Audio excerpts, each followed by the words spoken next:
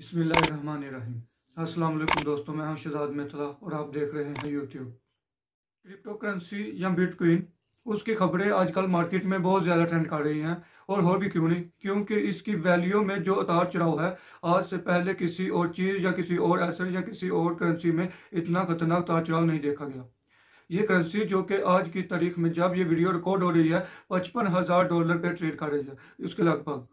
और उससे एक साल पहले, ठीक एक साल पहले, इसकी वैल्यू $60,000 के करीब कर रही थी। लेकिन अगर दिसंबर का डाटा जाए, सिर्फ 3 महीने पहले, तो ये कोई $20,000 से $30,000 करीब ट्रेड कर रही थी। तो इतना खतरनाक उतार चढ़ाव एक ऐसी करेंसी में जिसको पूरी दुनिया बहुत ही शक की निगाह से देखती है। बहुत सारे लोग इसको बहुत ही फायदेमंद ट्रेड समझते हैं, बहुत सारे लोग इसको बहुत ही खतरनाक ट्रेड समझते हैं। लेकिन ये क्रिप्टो करेंसी है क्या, इसके हवाले से मुझ समेत बहुत सारे लोग शक में, क्योंकि इस बारे में कुछ नहीं जानते। ये इतना कॉम्प्लिकेटेड सब्जेक्ट है। लिए कभी गेम खेला है, उस गेम में कुछ परचेजेस करनी होती है, कुछ खरीदो फरोख्त करनी होती है। कभी आपने नया वेपन खरीदा होगा, कभी नई तलवार, कभी नया आर्म, कभी नई जैकेट, कभी नया सूट, कभी नया घर। ये सब खरीदने के लिए उस गेम की एक मखसूस वर्चुअल करेंसी होती है। वो वर्चुअल करेंसी आप कैसे कमाते हैं? या तो आप गेम में बहुत अच्छी परफॉर्मेंस देते हैं, जब आप गेम में साइन अप करते हैं तो सर्वर आपको खुद कुछ गिफ्ट के तौर पर दे देता है। और तीसरा साथ ये होता है कि वो करेंसी आप पैसों के एवज, यानी लीगल टेंडर करेंसी के थ्रू खरीद लेते हैं। तकरीबन कुछ ऐसा ही मामला क्रिप्टो करेंसी के साथ भी है। बिटकॉइन की अगर मिसाल ले लें, बिटकॉइन इंट्रोड्यूस किया था 2009 में सतोशी नाकामोटो। एक ऐसा शख्स, एक फर्जी शख्स है जिसकी अभी तक हकीकी पहचान सामने नहीं आई। उसने एक वाइट पेपर निकाला 2008 के अमेरिकन फाइनेंशियल क्राइसिस के बाद। उसमें लोगों ने सोचा और ये बात की कि कोई इंटरमीडियरी या कोई रेगुलेटर फिनेंस का बीच में नहीं होना चाहिए, क्योंकि वो प्राइसेस को मैनिपुलेट कर सकता है, कंट्रोल कर सकता है, चीज़ों की वैल्यू को कंट्रोल कर सकता है, और इससे बहुत सारे लोगों को बहुत नुकसान होते हैं। जब ये बिटकॉइन इंट्रोड्यूस हुआ तो इसकी कीमत $1 थी, $1 के एवज एक बिटकॉइन। लेकिन आज बिटकॉइन को करीब 11 साल से ऊपर हो चुके हैं और उसकी वैल्यू आज की तारीख में $55,000 के करीब है। और 2 दिन पहले अमेरिकन फाइनेंशियल एक एनालिस्ट ने यह पेशन गोई की है कि आने वाले कुछ दिनों में, चूंकि इसमें टेस्ला मोटर और मसल कार ने भी कंट्रीब्यूशन देना स्टार्ट कर दिया, इन्वेस्टमेंट स्टार्ट कर दिया है, शायद ये $75,000 के लेवल तक पीक कर जाए। क्रिप्टो करेंसी हासिल करने के मेजर 3 तरीके हैं। सबसे पहला तरीका तो ये कि आप क्रिप्टो करेंसी की माइनिंग करें। माइनिंग ऐसा ही है कि ज़मीन के अंदर कोई सिक्के रखे हों सोने के और आपने वो खोद के निकाले हों, जैसे कि माइनिंग का असल कॉन्सेप्ट है। लेकिन यह वर्चुअल माइनिंग है, कुछ इसी तरह आप यूँ समझ लें। क्रिप्टो करेंसी का लेजर जो होता है, जिसकी इसकी रिकॉर्ड की पिन होती है, वो ब्लॉकचेन टेक्नोलॉजी है। ब्लॉकचेन टेक्नोलॉजी एक ऐसा वर्चुअल हैश कॉन्सेप्ट है कि जिसमें तमाम ट्रांजैक्शन पूरी दुनिया में मौजूद जितने ही बिटकॉइन ट्रेडर्स हैं वो रिकॉर्ड करते हैं अपने पास से, जो इसकी सिक्योरिटी और इसकी वेरिफिकेशन का सबसे अहम जरिया है। क्योंकि पूरी दुनिया के पास ये एक ही डेटा है, तो नहायत ही कम चांस है कि वो डेटा कभी रीच हो या उसकी वायलेशन हो या उसमें चोरी मुमकिन हो।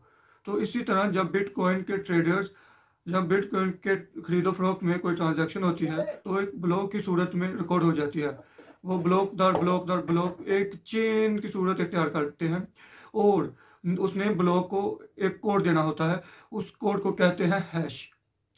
अब दुनिया में जितने भी माइनर्स हैं वो कोशिश करते हैं कि वो हैश क्रिएट करें। अगर वो हैश क्रिएट करते हैं तो उनकी लॉटरी लग जाती है। ये हैश क्रिएट करना इतना मुश्किल होता है और जो इसको हासिल कर लेता है उसको ये इनाम के एवज भी एक बिटकॉइन मिलता है।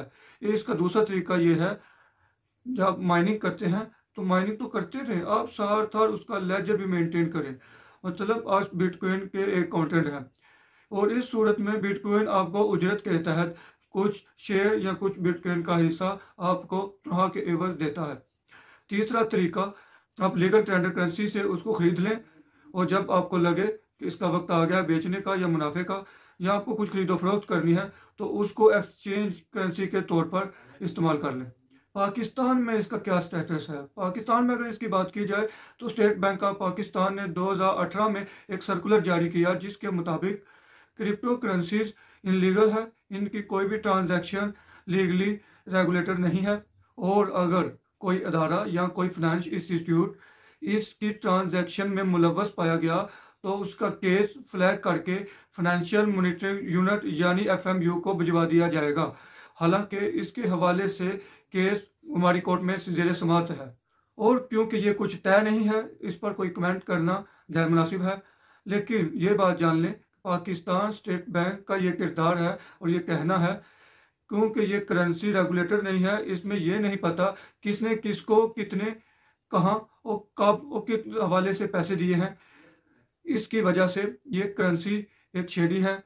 इसमें टेररिज्म फाइनेंस भी हो सकती है, इसमें मनी लॉन्ड्रिंग भी हो सकती है, इसमें ह्यूमन ट्रैफिकिंग के हवाले से भी पैसे इधर से उधर हो सकते हैं और इसमें ड्रग माफिया भी बहुत ज़्यादा थ्रेट करती है।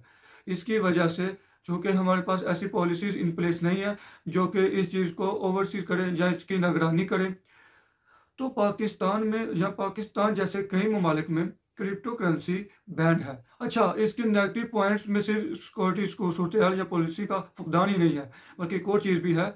लेकिन जब ये माइनिंग की जाती है तो इसमें बिजली का कितना खर्च होता है और ये एनवायरनमेंट के लिए कितनी खतरनाक है। ये कहा जाता है कि पूरे दुनिया में जितनी भी माइनिंग हो रही है, जिनको क्रिप्टो की जुबान में नोड्स कहा जाता, वो कंप्यूटर स्टेशन जो सारी इसकी माइनिंग में मुबतला हैं, उनकी जो बिजली का खर्च है टोटल कुल मिलाकर वो एप्पल, फेसबुक और इस तरह की बहुत सारी कंपनीज जो मुश्तरका या मजमूई खर्च है उससे भी ज़्यादा है। और इस पूरे का पूरा नॉर्वे मुल्क रोशन किया जा सकता है। क्रिप्टो करेंसी एक बहुत ही कॉम्प्लेक्स और पेचीदा सब्जेक्ट है। इसको एक वीडियो या कुछ लम्हात में कवर करना करीब नामुमकिन है। उलमा का ये कहना है कि हम इसके ऊपर तहकीक कर रहे हैं, क्योंकि ये हमने नहीं बनाई, ये बाहर से आई है। तो जिसने बनाई है उससे या इससे रिलेटेड जो बंदे लोग हैं वो जब इसके ऊपर तहकीक करेंगे उसके बाद जो है इसका कोई रिजल्ट निकलेगा, बताया जाएगा कि ये हलाल है या हराम है, इसलिए तब तक इससे इज्तनाब किया जाए। तो इसके ऊपर हम अगर कोई और इन्फॉर्मेशन हो तो और वीडियो बनाएंगे। अगर वीडियो अच्छी लगे तो वीडियो को लाइक जरूर कीजिएगा।